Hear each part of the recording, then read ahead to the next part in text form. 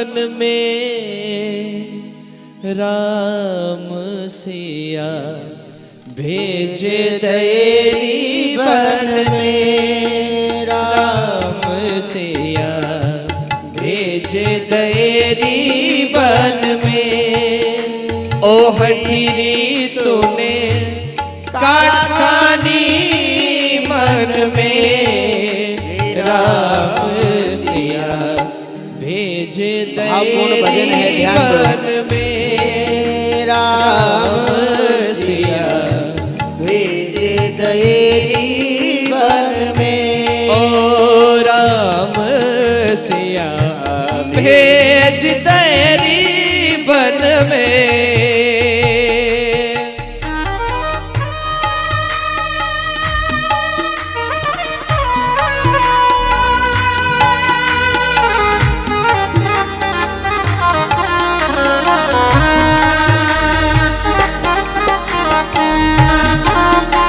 धीरे धीरे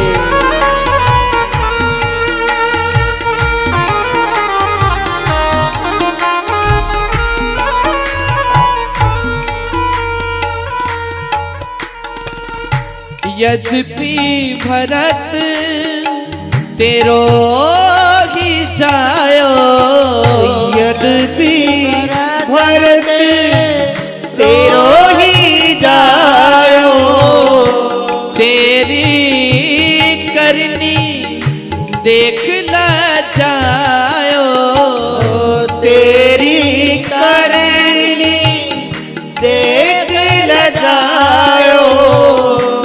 अपना पद तूने आप गवायो अपना पद तूने आप गवायो अपना पद तूने आप गवायो अपना पद तूने आप गवायो। ओ भरत की नजरन में राम सिया भेज दयरी बन में राम सिया भेज दयरी बन में। ओ हठीरी तूने काठानी मन में राम सिया भेज दे बन में।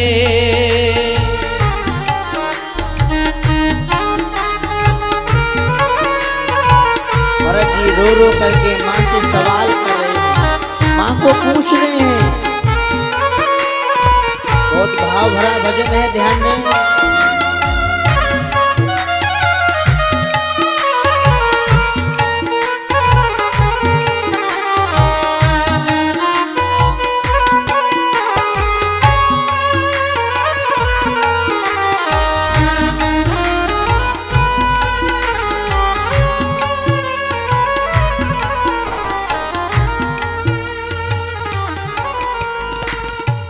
महल छोड़ वहाँ नहीं रे मढ़ैया महल छोड़ वहाँ नहीं रे मढ़ैया महल छोड़ वहाँ नहीं रे मढ़ैया महल छोड़ वहाँ नहीं रे मढ़ैया। सिया सुकुमारी साथ दो भैया सिया सुकुमारी साथ दो भैया। ओ काहू वृक्ष कर भीजत होई हरि काहू वृक्ष नित भीगत होई। ओ तीनों महलन में राम सिया भेज दयरी बन में राम सिया भेज दयरी बन में। ओ हठीरी तूने काठानी मन में राम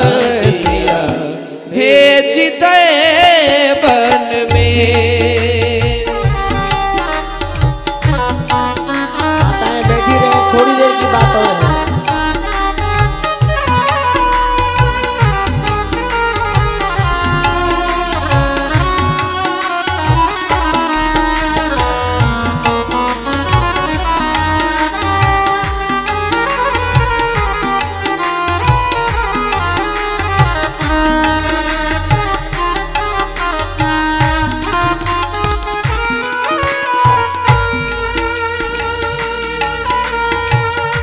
कौशल्या की छिन गई वाणी, कौशल्या की छिन गई वाणी, कौशल्या की राम के वियोग छिन में गई वाणी, कौशल्या की छिन गई वाणी, रोए ना सकी उर मिल दीवानी, रोए ना सकी और मिल दीवानी, ओ रोए ना सकी उर मिल दीवानी, अरे रोए ना सकी और मिल दीवानी, के कई बस एक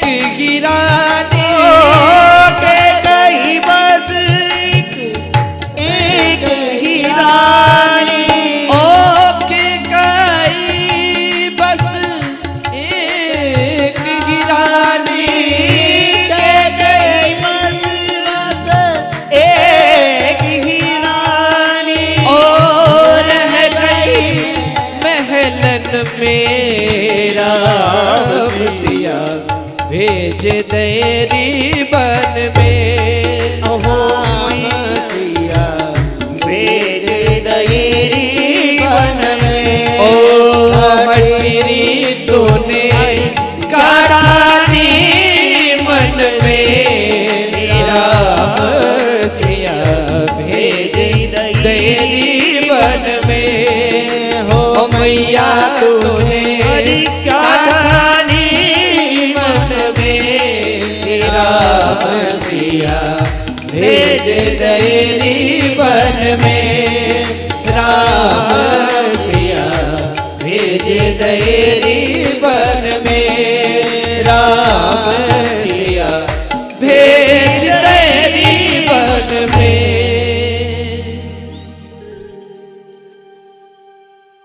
भरत की प्रश्न सुन के कैकेयी निशब्द हो गई।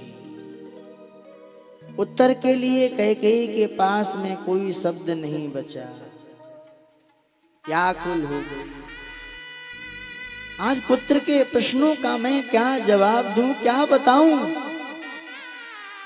उसी समय क्या देखा कि भांति भांति की गहना कपड़ा, मेरा ऐसा मत है, मेरा विचार है, जब भरत रो रहे थे ना, हालांकि शत्रुघ्न बोल नहीं पाया होगा, पर शत्रुघ्न जी भी रो रहे होंगे। कहीं एकांत में खड़ा खंबे की आड़ में शत्रुघ्न भैया भी रो रहे होंगे। वो भी तो प्रेम करते थे ना राम को। वो भी तो कौन पुत्र होगा जो पिता को प्रेम नहीं करता, बोलो। कौन चाहता है कि मेरे पिता का शरीर शांत हो जाए, मेरे पिता मर जाए? कौन पुत्र चाहता है? और जो ऐसा चाहता है वो बहुत दुष्ट बालक है, वो पुत्र कहलाने का अधिकारी नहीं है। कैकेयी को मंत्रा भांति भांति के गहना कपड़ा, हाथ में लड्डू का थाल लिए खुशियां मनाती हुई आ रही थी। शत्रुघ्न ने देखा, सारी विषाद की जड़ तो यही है ना, इसी ने तो कैकेयी के कान फूंके हैं। मंत्रा को देखा, मंत्रा को पकड़ लिया, मंत्रा की कमर पे एक जोर से लात लगाई। क्रोध में, देखो क्रोध में भैया व्यक्ति विवेक खो देता है, बोलने की सोचने की क्षमता खो देता है। एक जोर से लात लगाई, मंत्रा मुंह की भर गिर पड़ी, दांत टूट गए, सर फूट गया, खून निकलने लगा, खून रक्त प्रवाह बहने लगा। मंत्रा ने कहा, कराते हुए कहा, है मैंने क्या बिगाड़ा था, मैंने तो भला ही किया था, आज मैंने उसका फल बुरा पाया। शत्रुघ्न ने सुना, अच्छा तूने भला किया, हमारी हंसती हंसाती अयोध्या को उजाड़ वीरान बना दिया, तूने अच्छा किया क्या? मंथरा की बालों की चोटी को पकड़ा। लड़कियां सावधान बैठे। चोटी को पकड़ा, चोटी को पकड़ के मंथरा को घसीटने लगी। भरत जी को दया आ गई, अरे ये तो रघुकुल के ऊपर धब्बा लग जाएगा अगर इसको कुछ हो गया। दौड़ करके भरत भैया गए, भैया इसको छोड़ दो, इस बिचारी का क्या दोष है, जब अपनी माँ नहीं समझी तो ये तो पराई है, पहले से ये तो पराई, इसका क्या दोष है। चल अपनी माँ कौशल्या के पास चलते हैं। भरत शत्रुघ्न दोनों कौशल्या के पास गए तो कौशल्या को कैसे बैठा हुआ देखा, जैसे कोई मंदिर की मूर्ति बैठी हो। आप स्वयं माताओं बहनों विचार कर सकती हो गहराई में जाकर के। जिसका पति मर गया, जवान बेटा वन में चला गया, बहू भी चली गई, वो माँ की क्या दशा होगी। किसी को डांट नहीं सकते, किसी के सामने अपना दुख व्यक्त नहीं, कोई है ही नहीं, किससे व्यक्त करे अपना दुख। किसी के सामने रो नहीं सकती है, राजमाता है। जितना बड़ा आदमी होता ना उसकी जिम्मेदारियां भी उतनी बड़ी हो जाती हैं। रो भी नहीं सकती किसी के सामने। कमरे में बैठी बैठी रो रही है, सोच कर रही, विषाद कर रही है। कभी आंखों से आंसू गिरता तो पूछ लेती। अब मैंने जो वस्त्रों को पहन रखा है वो ऐसा लग रहा है कि कई दिन के वस्त्र हो गए, मैले मैले, धोया नहीं होगा, स्नान नहीं किया होगा। भरत ने यूं दशा जब कौशल्या की देखी तो दौड़ करके गए, कौशल्या को बुलाया, माँ माँ, जो माँ माँ कह के बुलाया। कौशल्या ने देखा, पलट के भरत आया। भरत को हृदय से लगाने के लिए कौशल्या उठी, पर अपने शरीर को संभाल नहीं पाया, मूर्छित होकर के गिर पड़ी। भरत शत्रुघ्न दोनों ने माँ को संभाला, जल पिलाया। जब मूर्छा दूर हुई तो भरत को हृदय से लगा लिया। आज हृदय से लगाया तो कौशल्या और भरत भूत रोए, वर्णन नहीं हो सकता, बहुत रोए महाराज। भरत को हृदय से लगाया तो माँ को आज ऐसा लगा जैसे राम को हृदय से लगा लिया हो। जब शत्रुघ्न को हृदय से लगाया तो ऐसा लगा जैसे मानो लक्ष्मण को हृदय से लगा लिया हो। भरत ने रोते रोते जब थोड़ा धैर्य बांधा तो कहा, माँ इन तीनों लोगों में मेरे समान अभागा और कौन होगा, जो मेरे कारण आज माँ तेरी ये दशा हो गई, आज तेरे को विधवापन देखना पड़ा। ए माँ बता, राम कहाँ है, मेरे भाई लक्ष्मण कहाँ है। ए माँ इस संसार में कैकेयी क्यों जन्मी, और जन्मी तो बाँझ क्यों नहीं बनी रही।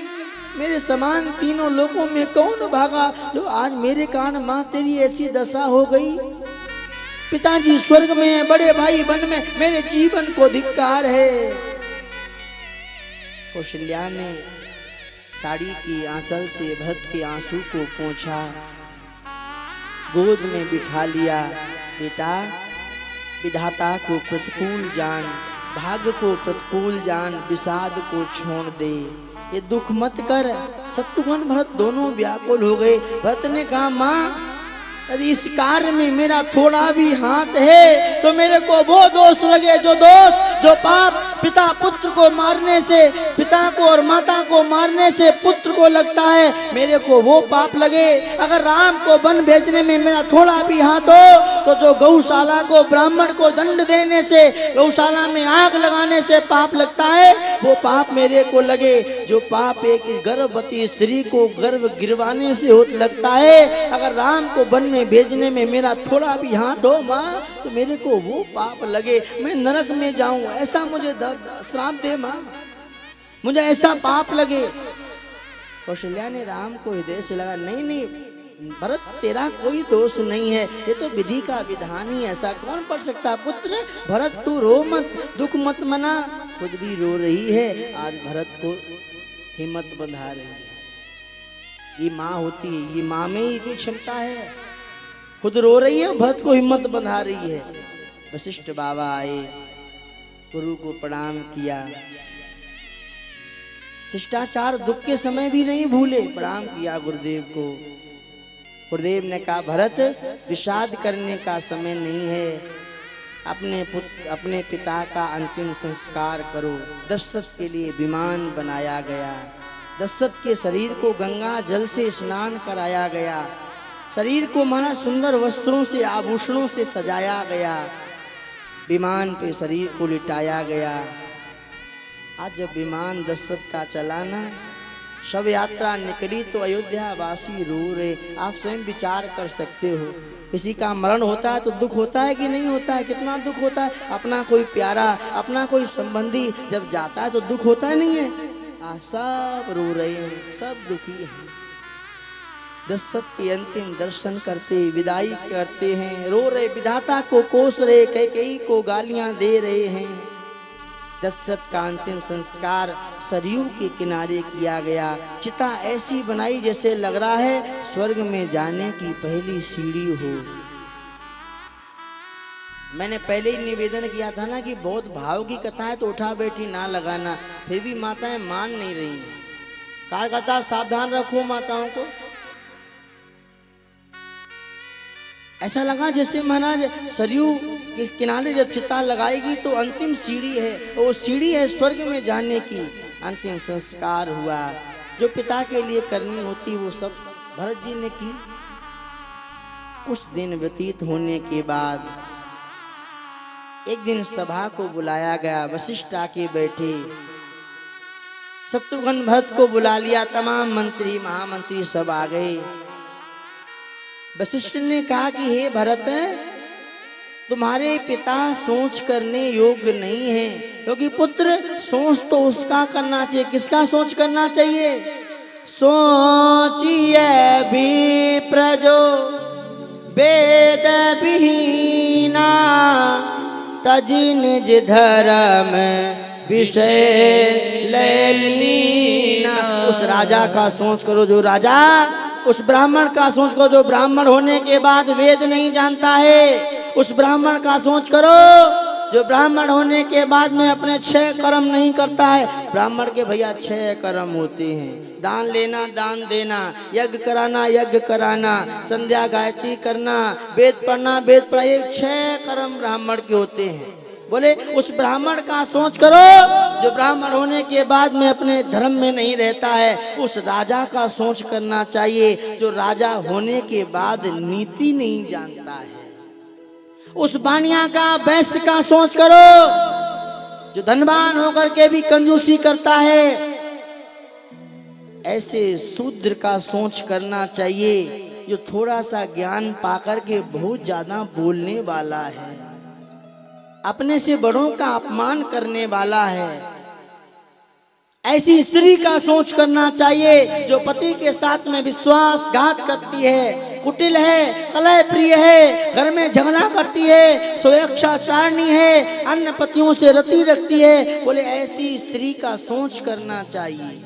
उस ब्रह्मचारी का सोच करना चाहिए जो अपने ब्रह्मचर्य का पालन नहीं करता है, गुरु की आज्ञा के अनुसार नहीं चलता है। ऐसे गृहस्थी का सोच करो जो मोह के वश ग्रस्त के मार्ग को छोड़ देता है। ऐसे सन्यासी का सोच करो, सन्यास लेने के बाद भी दुनिया के प्रपंचों में फंसा हुआ है। ऐसे वानप्रस्थी का सोच करो, परमाराम वानप्रस्थ अवस्था तुम्हारी चल रही है, जो जंगल में भजन करने नहीं जाता है।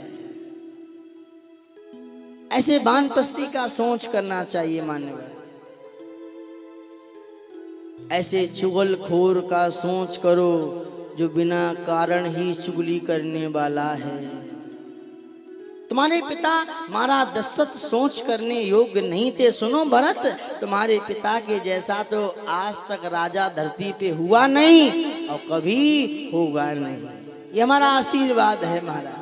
ब्रह्मा विष्णु शिव इंद्र दिक्पाल तुम्हारे पिता की कथाओं को गाया करते हैं, उनकी बड़ाई किया करते हैं। तुम सोच ना करो पिता के लिए। तुम्हारे पिता अब यहाँ से कहाँ गए? इंद्र लोक का राज्य कर। इंद्र अपना आधा सिंहासन में बैठने के लिए देता है। तुम पिता का सोच मत करो। तुम्हारे पिता तुम्हें जो आज्ञा दे गए हैं वो कार्य करो। तुम्हारे पिता ने ये गद्दी दी है ना, तुम इस गद्दी पर बैठ करके अयोध्या का राज्य करो। भरत ने हाथ जोड़ ली। ये रघुकुल है, रघुकुल। यहाँ पर व्यक्ति अपने लिए नहीं जीता है, इस रघुकुल में व्यक्ति दूसरे के लिए जीता है।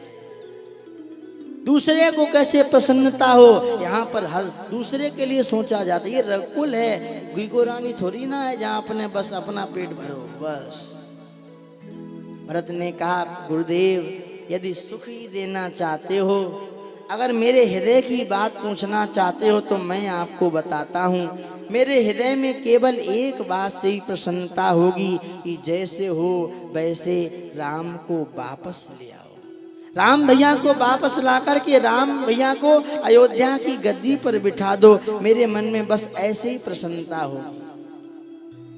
सब साथ सजा करके चलो और वन में ही राम का राजा अभिषेक कर देंगे, वन में ही राम को राजा बना देंगे और फिर सब लोग प्रार्थना करेंगे, राम मानेंगे और राम को मना करके अयोध्या ले आएंगे, अयोध्या की गद्दी पे बिठाएंगे। क्यों? क्योंकि अयोध्या की गद्दी केवल राम की है, इस पर दूसरा कोई नहीं बैठ सकता है। पूरी सभा ने साधु साधु साधु करके भक्त की जय जयकार करी।